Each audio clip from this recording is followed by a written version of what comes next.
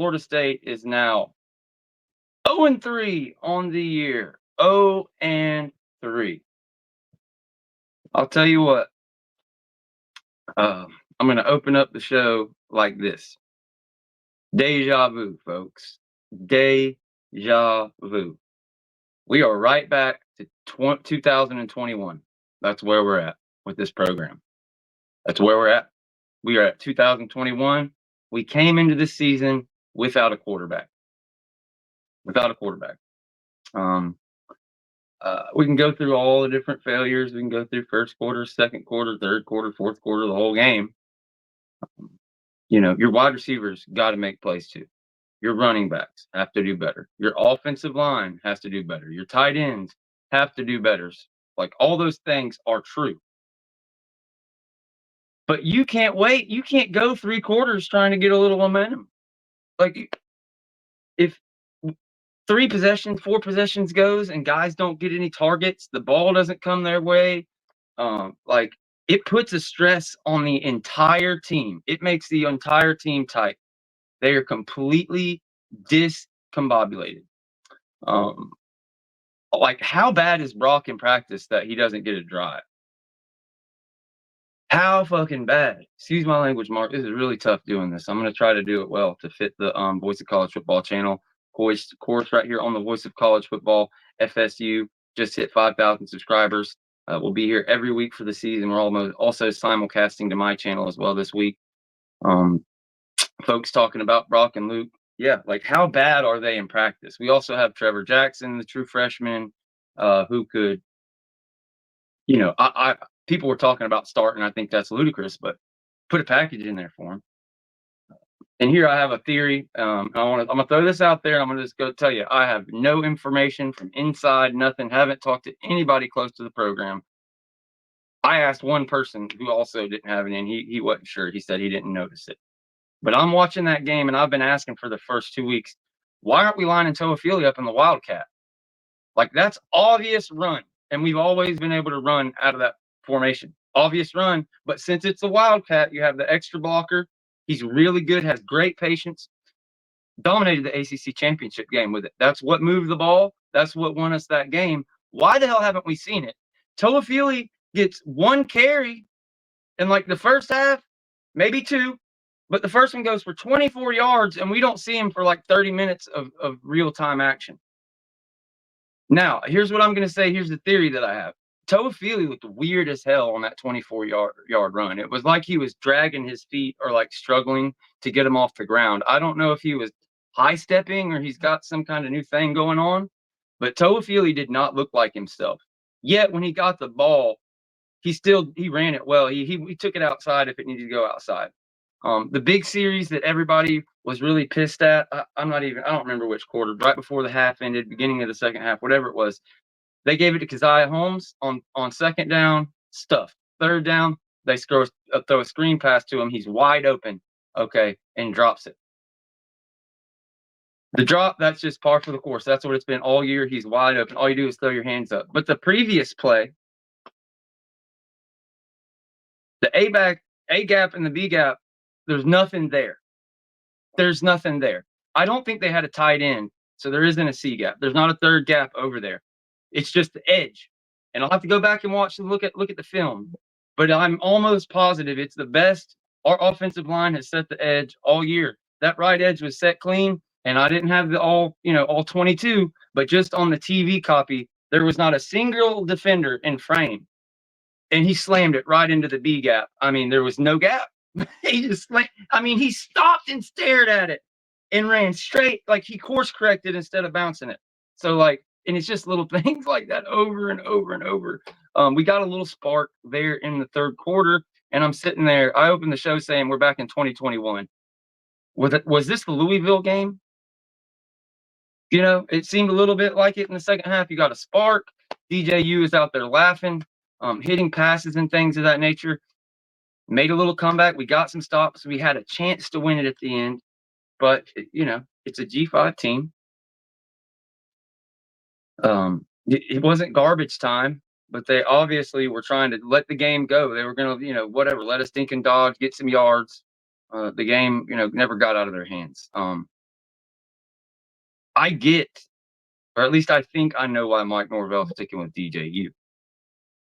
He brought the guy in. You made all these promises. You had all these, ideas, and when you haven't, you barely known this guy for so long. You bring him in, things don't start off great, but you've talked about all these things about the work's going to come through, just persevere in all these things. See, you can't yank them immediately. I get it. Like, I get that element. But you can't put Brock in for one freaking drive. Brock doesn't deserve one drive. Like, what is he doing in practice?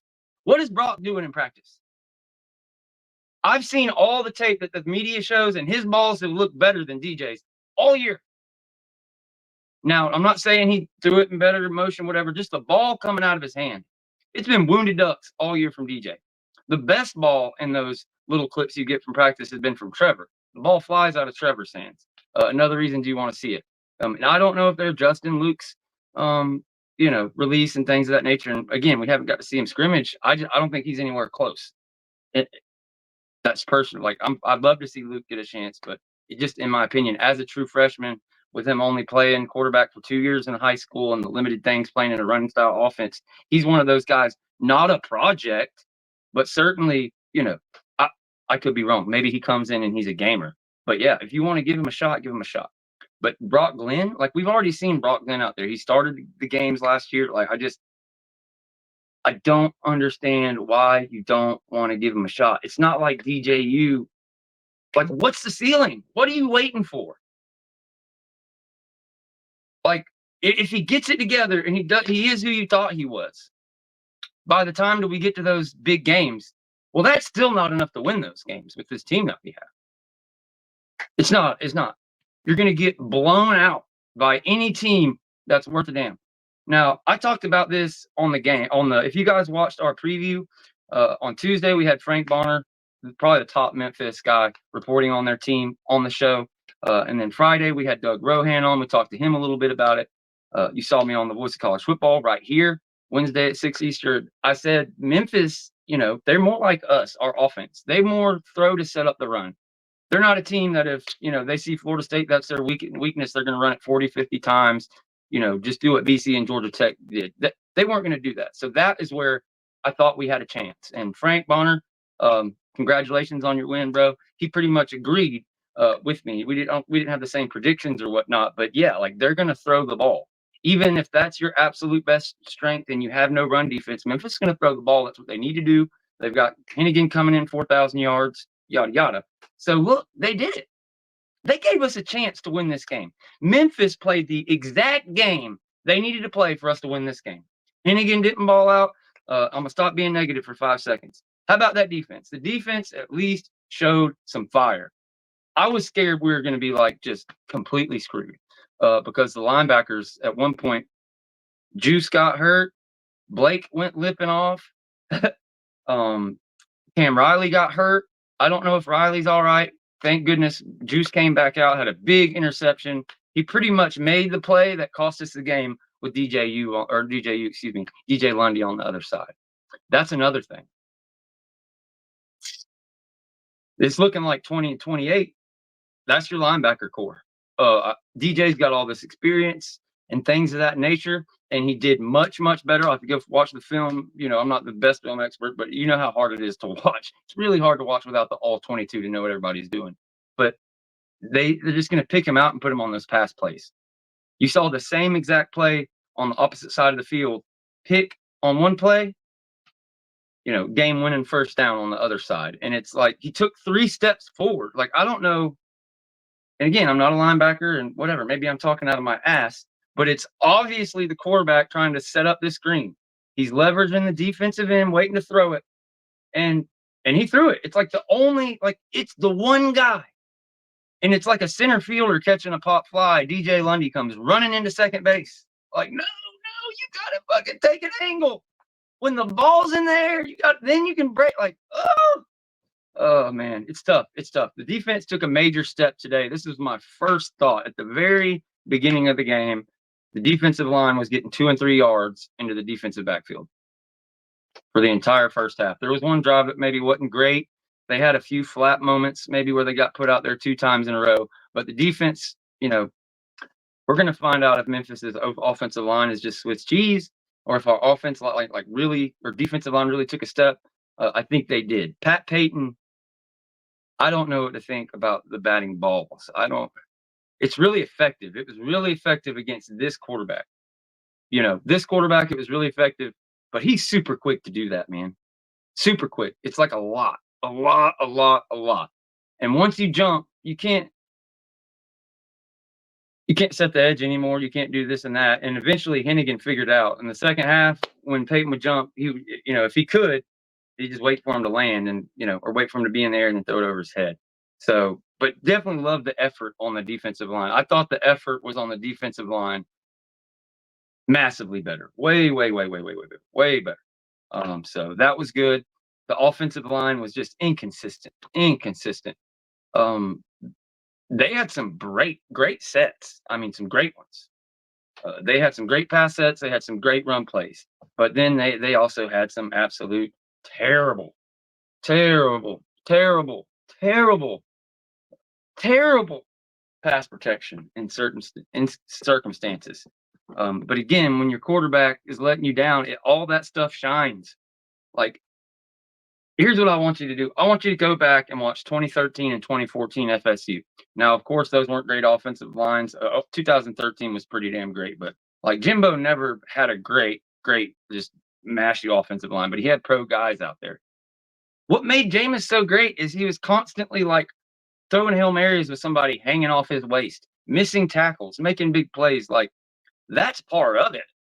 You can't like, you have to be mobile. You have to be able to miss guys. Guys are going to come free. They're going to send more than one guy than you can protect. Like on that last sack, one of the last sacks of the game. I think they had 6 in. I don't know if they had a tight end. They had it like at least 6. It might have been max. They might have had a tight end as well. But the running back, he's back there. He's waiting, and the linebackers, he's hiding behind the line. It's a delayed blitz. He sees the guy off the right side. Running back goes and takes care of him. DJU, you got to know. Like, you got to know there's a clock in your head. There's somebody coming. You know, you can't just stand there for 3.5 seconds and think it's all good. Like, I mean, you look up. There's only 3 guys in coverage. What does that mean? It means everybody's coming. And I sound really ridiculous, guys. Again, I didn't get to play pro football. I just studied the game. Talked to a lot of people who did get to play it. I love it. I've loved Florida State for a long time. And check this out. I love DJU. I love his dad. I think they're a great family. Really excited to get them in here. But look, it's football. You can't polish a turd. You can't turn chicken shit into chicken salad. None of that stuff. It's reality. And it has been really, really bad. It's not what we saw at Clemson. It's not what we saw at Oregon State. Now, there's this narrative out there, people saying that I said DJU was better than Cam Ward. Let me just go ahead and dispel that bullshit right now, because I never said that. Now, there would be nothing wrong with saying that. Plenty of people did say that.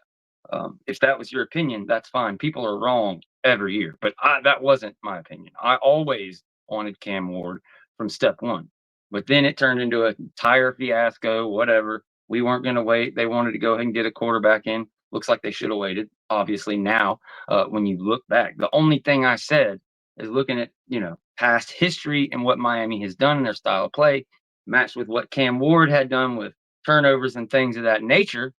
On paper, it looked scary. It looked rough. Looked like it would have been a lot better fit for him at FSU. What I did say is, with where the quarterback went, I think it was better fits. I think it's a better fit for DJU at FSU than Cam Ward at Miami. Yeah, I was fucking wrong about that. Excuse my language again.